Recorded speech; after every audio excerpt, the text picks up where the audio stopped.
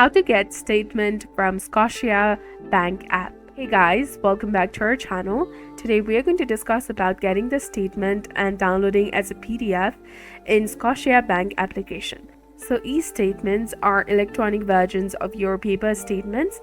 Instead of getting the statements in the mail, you will receive a notification where your e-statements are ready to view online for your eligible accounts. And here's how you can sign up for the e-statements. You can go to the app's home screen first, then tap on the profile section, tap on manage document delivery and follow the instructions. If you're using classic web, you can go ahead and tap on manage my account in the top right corner of your screen.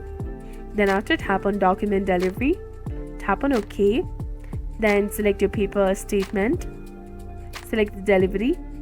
After that, tap on continue again, and then go to document delivery and finish.